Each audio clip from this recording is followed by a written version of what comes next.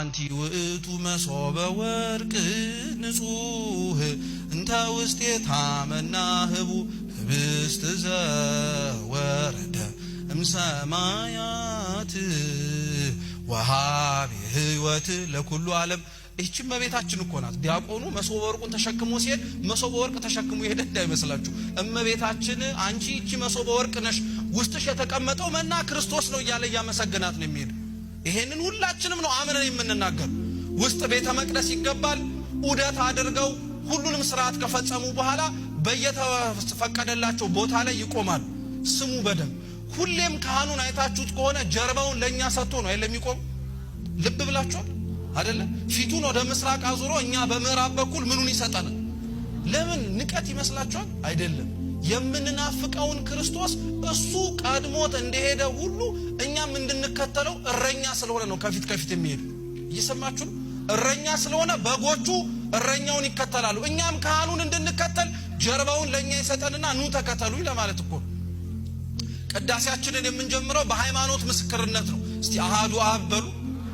ቅዱስ አድለኛ ናቸው። ይሄን ካህናት ብቻ ነው የሚሉት እኮ ቅዳሴ ላይ። ስለዚህ ዝም ብለህ በል አሃዱ አብ ቅዱስ፣ አሃዱ ወልድ ቅዱስ፣ አሃዱ ውእቱ መንፈስ ቅዱስ። አንዱ አብ በሉ ቅዱስ ነው፣ አንዱ ወልድ ቅዱስ ነው፣ አንዱ መንፈስ ቅዱስ ቅዱስ ነው። ስለዚህ ሶስቱ ምንድናቸው? ይሄ የሃይማኖት ምስክርነት ነው። ቅዳሴ እንኳን ስንቀድስ ምስጢረ ሥላሴን ተናግረን አብም ወልድም መንፈስ ቅዱስም ቅዱስ ናቸው ብለን እንጀምራለን። ይሄንን ክፍል አንስቶ የቅዱስ ጳውሎስ መልእክት እስከሚነበብ ያለው ክፍል የዝግጅት ቅዳሴ ወይም ግብአተ መንጦላይት ይባላል። እየሰማችሁ ነው? ጥሩ። ሁለተኛው ክፍል ደግሞ የንባብ ቅዳሴ ይባላል። የምን ቅዳሴ? ሪዲንግ ሊተርጂ ይባላል። የንባብ ቅዳሴ ነው ይሄኛው ክፍል። በዚህኛው ክፍል ከ14ቱ የቅዱስ ጳውሎስ መልእክታት መካከል አንዱን ስሙ በደንብ። ከሐዋርያት ሥራ አንድ ምዕራፍ፣ ከሌሎች የሐዋርያት መልእክታት ከሰባቱ አንድ፣ መዝሙረ ዳዊት እና ወንጌል ይነበባል። ስንት ምንባባት አሉ ማለት ነው? አረ መልሱ ተው። 5 ምንባባት አሉ። ለምን ይመስላችኋል 5 ይሆን? ልክ 5ቱን ምንባብ ወንጌል አንብበን ከጨረስን በኋላ ወደ ቁርባን አይደል የምንሄደው? ጥሩ። 5ቱ ምንባባት ክርስቶስ ሰው ከመሆኑ በፊት የነበረውን 5500 ዘመን የሚያሳዩ ምሳሌዎች ናቸው። አይገርማችሁም? ይሄ ሁሉ ቅዳሴ ውስጥ የተደበቀ ትክክለኛ ቀናይኛ የሆነ ትምህርት። 5 ምንባባት እናነባለን። ስናነብ በአራቱም አቅጣጫ ነው የምናነበው። ወንጌል በአራቱም አቅጣጫ እንደተሰበከ ማሳያ እኮ ነው። ይሄ ብቻ አይደለም፣ የሐዲስ ኪዳን አገልግሎትንም ተልእኮ ያሳያል። በኦሪቱ ጊዜ ላይ ደብተራ ኦሪት ሲሰራ አንድ መግቢያ ብቻ ነበር የነበረው። ስንት መግቢያ? አንድ መግቢያ ነበር። አሁን ይሄ ቤተ መቅደስ በኦሪት ቢኖር ኖሮ የወንድ የሴት የካህን ብሎ ነገር የለም። አንድ መግቢያ ብቻ ነው ያለው። በዛም አንድ መግቢያ ካህናት ብቻ ነው የሚገቡት፣ ማንም መግባት አይችልም። የአዲስ ኪዳኑ ቤተ መቅደስ ግን አነሰ ከተባለ 3 በዛ ከተባለ ስንት በራል? መልሱ እንጂ 4 በራል። 4 በር መኖሩን አንዳንድ ሰው እንዲሁ ዝም ብሎ ለነፋስ ማንፈሻ የሚመስለው ሰው አለ። ወንዱ ሴቱ የሚገባበታል፣ ካህኑ የሚገባበታል። ዋናውን በር ለንፋስ ወይም ዝም ብሎ ለመውጫ ለመግቢያ የተሰራ እንዳይመስላችሁ። ምንም ነገር ቤተክርስቲያን ውስጥ ያለ ምክንያት አይቀመጥም። 4 በር የሆነው ከአራቱም አቅጣጫ የሚመጡ ህዝቦችን ቤተክርስቲያን እንደምትቀበል ማሳያ ነው። ዘር ነገድ እኮ የማታውቀው ቤተክርስቲያን ውስጥ ገብተን ነው እኛ ዘረኛ የሆነ። 4ቱም በር ከየትም ና ቤተክርስቲያን ውስጥ ትገባለህ እኮ ማለት ነው። ከየትም እምነት አምነህና ተጠምቀ ቤተክርስቲያን ውስጥ የአምላክን ስጋና ደም ትቀበላለህ።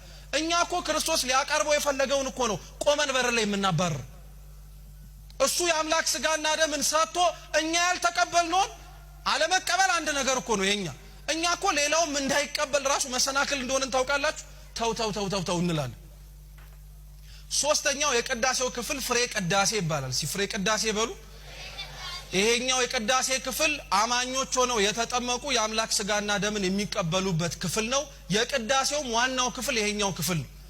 የንባብ ቅዳሴ በሉት፣ ዝግጅት ቅዳሴ፣ ሁሉ ዝግጅት የነበረው የአምላክ ቅዱስ ስጋና ክቡር ደሙን ለመቀበል የሚደረጉ ሁሉም ዝግጅቶች ነበሩ። ይሄኛው ክፍል ዋናው ክፍል የአምላክን ቅዱስ ስጋና ክቡር ደሙን የምንቀበልበት ነው። በቤተ ክርስቲያናችን ስርዓት መሰረት ታዲያ ለአምላክ ቅዱስ ስጋና ክቡር ደም የሚቀርቡ ደግሞ 14 ቅዳሴያቶች አሉ። ስንት ቅዳሴ? 14 ቅዳሴ አለ። እነዛ ቅዳሴያቶች በሙሉ ለቅዱስ ቁርባን የሚቀርቡ ምስጋናዎች ናቸው። ሲጀምሩ ራሱ አኮቴተ ቁርባን የሚሉት። እስቲ አኮቴተ በሉ ቁርባን አኮቴተ ምን አልኳችሁ? አኮቴት ማለት በግዕዝ ምስጋና ማለት ነው። ቁርባን ማለት ቃሉ የአማርኛ ራሱ አይደለም፣ የሱርስት ቃል ነው። ቀጥተኛ ትርጉሙ አማሃ ስጦታ ማለት ነው። ስለሰጠን ስጦታ ስለ ስጋና ደሙ የምናቀርበው ምስጋና ነው። የአምላክን ቅዱስ ስጋና ክቡር ደም ታዲያ ምእመናን በዚህ ክፍል ላይ ይቀበላሉ አስቀድሰው። ያቆራረቡን ተራ ስነ ስርዓት ልንገራችሁ፣ በደንብ አድርጋችሁ ስሙ። አሁን ቀላል የማይባል ሰው ስርዓተ ቤተ ክርስቲያንን በመጣስ በጣም ይታወቃል። አንዳንዶቻችን ስርዓተ ቤተ ክርስቲያን የምንጥሰው ካለማወቅ ነው። አንዳንዶቻችን የምንጥሰው ደግሞ እያወቅን በምን አለብኝነት ነው። እየሰማችሁ ነው? በምን አለብኝነት ማለት ከተማርኩኝ ካወቅኩኝ ምንም ነገር ባፈርስ ምንም ነገር አይመስለኝም የሚል እግዚአብሔር ለስርዓቱ ቀናኢ ነው። ክርስቲያኖች ኦሪት ዘጸአት ምዕራፍ 20 ላይ እነይህ ብለው ለለመኑት ህዝብ እግዚአብሔር ፊቱን አይደለም ያሳያቸው ስርዓቱን ነው።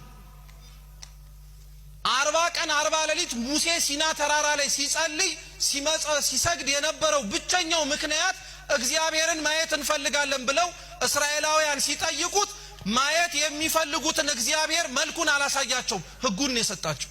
ህግጋተ እግዚአብሔርን የምናይባቸው ናቸው። ስርዓተ ቤተ ክርስቲያን እግዚአብሔርን የምናይበት መንገድ ነው። ዝም ብሎ የተቀመጠ መመሪያና ደንብ እንዳይመስላችሁ። ቀላል የማይባል ሰው ስርዓተ ቤተ ክርስቲያን ላይ አክባሪ ነኝ ይላል፣ ግን አክባሪ ሆኖ አናየው። ቅዳሴው ላይ ራሱን የቻለ ስርዓት አለው። የመጀመሪያው ቆራቢዎች ሆነው ሁሌም መጀመሪያ ቆርበው የሚጀምሩት እነማን ናቸው? ካህናተ ቤተ ክርስቲያን ናቸው። እየሰማችሁ ነው? ከውስጥ ቆርበው ነው እኛን የሚያቆርቡ።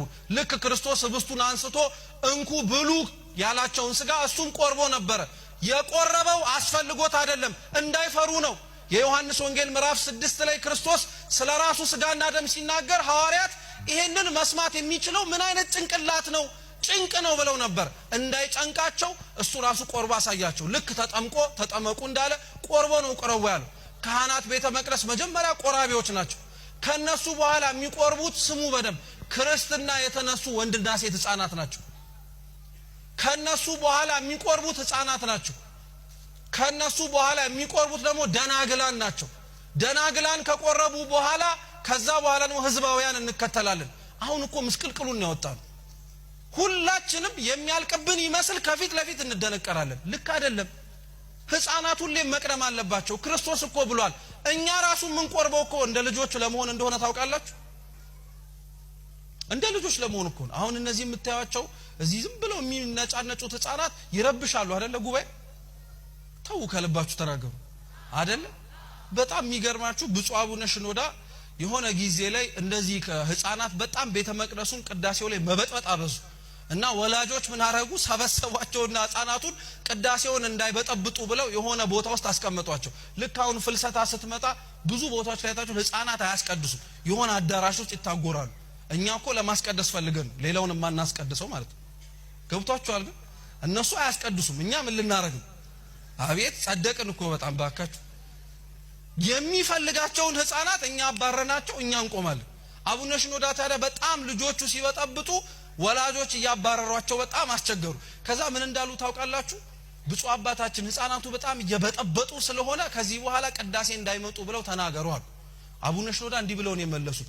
እኔ የሚሰማኝ የብጥበጣቸው ድምጽ ሳይሆን የነገይቱ የቤተክርስቲያን የተስፋ ድምጽ ነው አሉ። የነዚህ የህፃናት ድምጽ የምትሰሙት የነገይቱ የቤተክርስቲያን የተስፋ ድምጽ ነው። እኚህ ናቸው ካህናት ዲያቆናት የሚሆኑት። ዛሬ ግን አይማሩ እናባራቸው አያስቀድሱ ካላችሁ ዋጋ እንከፍላለን። ልጆቻችሁን በጊዜ ነው ቅዳሴ ይዛችሁ መምጣት ያለባችሁ። 1 ሰዓት ተኩል 12 ሰዓት ተኩል ልክ ድርገት ሲወርድ ይዘን መተን ማቁረብ አንችልም። ቤተ መቅደስ መተው ጣኑን ማሽተት አለባቸው። በአምስቱም ስሜት ሕዋሳቶቻቸው መስዋዕት ማቅረብ አለባቸው። በአይናቸው ካህኑን እያዩ፣ በእጆቻቸው ወንጌሉን እየዳሰሱ፣ በአፋቸው ቅዱስ ቁርባን እየተቀበሉ፣ በጆሮአቸው የቅዳሴውን ተሰጦ እየሰሙ፣ በእግራቸው እየሰገዱ ቅዳሴውን ማስቀደስ አለባቸው። ዛሬ ያላስለመድናቸውን ህፃናት ነገ ቅዳሴውን ልመዱ ብንል ከየት ያመጡታል? እኛ ራሱ የተቸገርነው እኮ ይሄንን። ስለዚህ የቆራቢዎች ተራ ይሄ ነው። ሁለተኛ ስሙ